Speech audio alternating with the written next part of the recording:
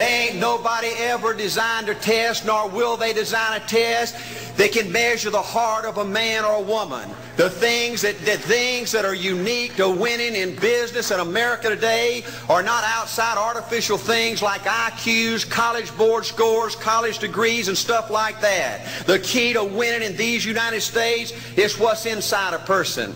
It's your integrity. It's your people abilities. It's your character. I believe in developing this winning edge. I've got 10 or 12 points that I won't be able to go over with you tonight, but let me just give you a flavor of what I think you got to do to succeed in these United States. Number one, you got to get excited. Folks, I don't believe anybody will ever tell you anything more important than this in winning in these United States. 90+% of winning in anything you try to do in America today, you got to be excited. People in America won't follow or believe in a negative, dull, disillusioned, frustrated, dadgum crybaby. People want people that are positive and excited and enthusiastic and tough. The greatest definition I ever heard, I thought about this 10 million times when I wanted to quit along the way of a winner. This guy said almost everybody in America can stay excited for 2 or 3 months. A few people can stay excited for 2 or 3 years. But a winner will stay excited for 30 years or ever how long it takes to win. Another key to building this winning edge and this mental toughness is you got to become a dreamer again. You know, I'm a Methodist, and we just changed ministers a few weeks ago, and our new minister came in, and the church was just packed. And the first thing he said, well, it looks like everybody came out to see the monkey perform.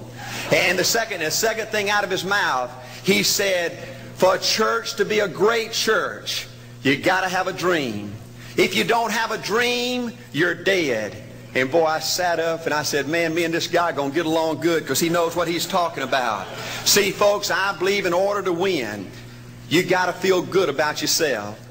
When I was coaching football for 7 years back in Georgia, and I had a paddle in my coaching office, and it was about this thick and this long.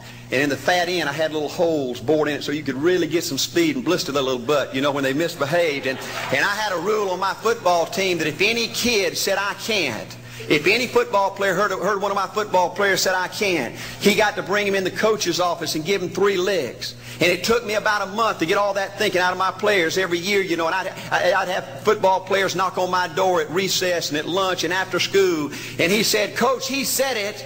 Coach, he said it.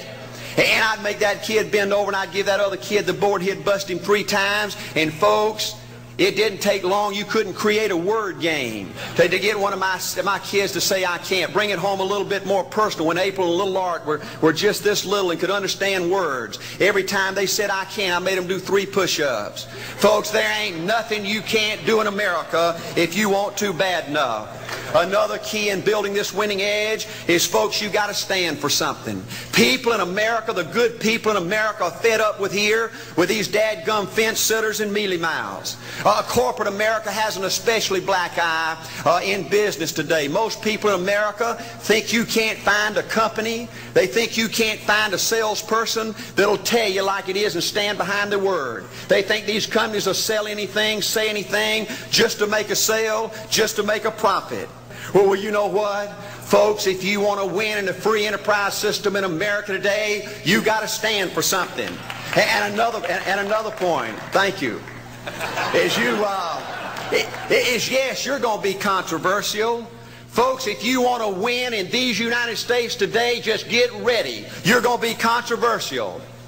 The only way not to be controversial is to be average and ordinary. They just call me anything but average and ordinary. Now, I know some of you might say, well, you know, I don't think I like Art Williams. You know, he sounds like an old tough butt to me. Well, folks, I'm telling you, you can be good and tough at the same time.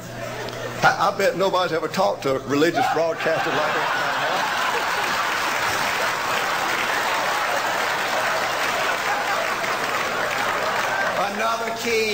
Another key to developing this winning attitude that'll give you a chance to do something great in American business is, folks, you've got to make a total commitment to what you're about. Do you know almost the American people have lost their toughness? They've lost their ability to make a commitment. See, folks, in trying to win in business, you're just going to have so many false starts. You think you get it going time after time, and you just get knocked back to ground zero, and it's your ability to compete, to pick yourself up off the mat one more time, to go for it one more time, that's going to determine success or failure.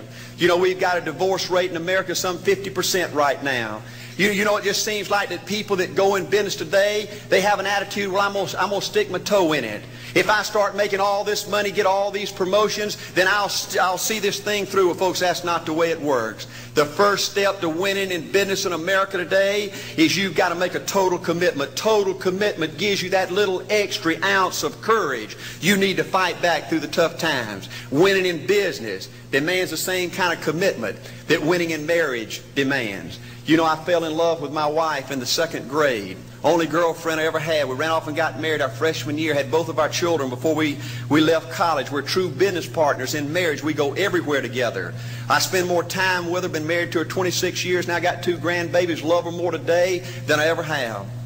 But I don't like her all the time. There's a bunch of times every day that I don't like her.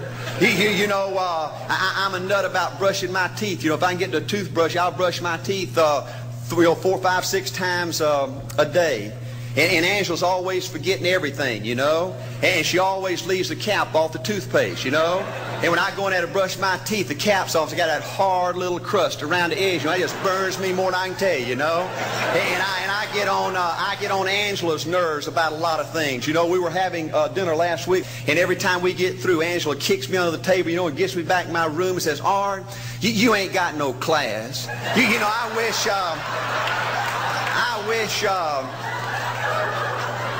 wish, Art, you could learn to eat with your mouth closed, you know. But see, folks, if you want to win in business, everything's not going to work out like you want it to, but you got to be committed. I want to have great kids. I want to have a wonderful relationship. I want to have tremendous grandbabies. Another key in building this winning edge in business is you've got to learn to treat people good. Another thing that these universities pollute America, corporations with, is this attitude, you better not get to know your employees. You better not become friends or get to know the spouse or the children of your employees, because you might have to fire them, you might have to reassign them. And if you're close friends, you can't manage people in a tough-minded way. Bull. Folks, the only way to manage people and get the most out of people is treat them good. Learn to love them and care about them. Yes, it hurts from time to time, but it's the only way. You know, everybody you work with in business, you've got to look at them and pretend there's a flashing sign on their chest. And everybody's asking you, make me feel special. Make me feel important. Say something good to me. I want to be somebody. Another key of winning in business in America today is, folks, you've got to establish the right kind of priorities. First company I went with 15 years ago was ITT. When I was out there struggling, dying every day, wanting to quit and go back in coaching 1,000 times, my first heroes in this business were vice presidents at ITT making $40,000 or $50,000 a year. And I said, man, if I could ever get to be that kind of person, it'd be a dream come true. I couldn't want any more out of life. A few years later, I earned the right to get promotions to that level and found so many of my heroes in business, their personal lives were a disaster. They were alcoholics and divorced 3 and 4 and 5 times. I just read an article by the author of In Search of Excellence, and I saw where he says, I can't find evidence of any successful business person in America that's not tunnel vision, that just doesn't give everything to business. Folks, I said back then, 15 years ago, that if that's the price you've got to pay to win in business, it's not worth it. 15 years later, a multimillionaire. Folks, I can stand and preach to you that you can't separate your personal life from your business life. God's got to come first. Your family's got to come second. And business has got to come third. And I believe if you have a lousy spiritual life and a lousy personal life, long range, it's going to be devastating to your business.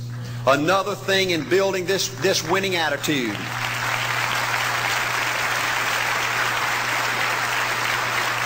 Another thing in building this winning attitude in business. I see tall people make it big in business and short people, dumb people and smart people, fat people and skinny people. But if you cut open the winners in business, I see a heart of a champion. And all these people are competitors and they don't quit. I believe desire and will to win is everything. I don't know why I'm like I am, but my butt's always burning. There's always something say, Art, dadgummit, you're supposed to go for it. Art, dadgummit, you're supposed to be somebody. You're supposed to make a difference with your life. What does the $500,000 a year person do? The $50,000 a year person doesn't do. You look at the outside and study those two individuals, everything seems to be the same. They both are the same sex, they both are the same age, they have the same training, the same positions, the same contract, the same fringe benefits. They both are successful, they work hard, they're good family people, make tough commitments. But what's the difference? What does the $500,000 a year person do? The $50,000 a year person doesn't do. He pays the price and a little bit more. He works hard and a little bit more. He's loyal to the company and a little bit more. He believes in a little bit more. He makes money and a little bit more. He saves money and a little bit more. If you want to win in these United States, you got to be tough and you can't quit. The last thing I'll talk to you about today in building this winning edge is, folks, if you want to win in business, you got to be a leader. Leadership is everything. You show me anything in these United States that win, I'll show you a leader at work. You show me a successful church, Boy Scout troop, club, football team, business, I'll show you something run by a leader. See, I thought at one time in my life you had to be smart to win. I used to have these smart people that dress so pretty and talk so pretty and use these big words. They just intimidated me, and I said, Art, you can't ever be that good. Why don't you just throw in the towel and go on back and coach football for a living? And I found two things out about smart people. I think it's almost impossible for a smart person to win in business in America today. Because I find smart people spend their whole lifetime figuring things out. They're always trying to figure out an easier way and a quicker way. And another thing I found out about smart people is they just don't get around to doing nothing. And see, somebody like Art Williams, everybody said, well, he can't do it. And somebody like that can't do it. But he does it. See, folks, I want you to know almost everybody in America almost does enough to win. They almost get there. They almost are over the hump. They almost have it going. They almost, in everything they do, almost is a way of life to almost everybody in America. But the winners do it. What do? They do whatever it takes to get the job done. They do it and do it and do it and do it and do it until the job gets done. And then they talk about how great it is to be somebody they're proud of. We need leaders in America who can do it. If you want to become somebody, do it. If you want to go in business for yourself, do it. If you want to become financially independent, do it. I hear too much talk in these United States. Everybody can talk a good game. We need people in America who can do it. I go all over this country with A.L. Williams, and I have people say, Art, you can count on me. Wonderful. Just do it.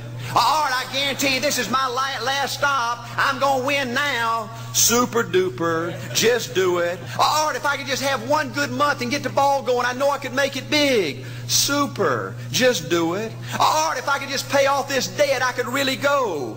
Great. Just do it. Art, if I could just sell my house. Do it. But houses ain't selling. Do it anyway.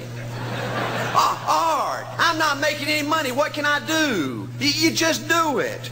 Do what, Art? You do it and do it and do it. Art, I guarantee I'm going to win this contest. Super duper. Just do it. Art, I'm over the hump now. Watch my smoke. Great. Just do it. Art, I want to make it so bad I can taste it. What I do? You just do it. Art, I'm a vice president now. Can I quit doing it? No. Art, I don't know if I can keep on keeping on. I'm really hurting. What I do? You just do it. Do what, Art? You do it and do it and do it. Art, all my life I've wanted to be somebody important. Well, what do it then? Art, I'm going to save money so I don't have to go through this again. Great. Just do it. Art, I don't feel like I've had enough training. What I do? You just do it. Art, my manager don't give me no help. What I do? You just do it. Art, you don't understand. I was Mr. Everything at my former company. You don't mean I have to start off down at the bottom and do it, do you? Yep, you really got to do it. Art, All right, what's the primary difference between winners and losers? The winners do it. They do it and do it and do it and do it until the job gets done. And then they talk about how great it is to finally have achieved something unique, and how glad they are that they didn't quit like everybody else, and how wonderful it is to finally be somebody they're proud of and make a difference with their life. Thank you.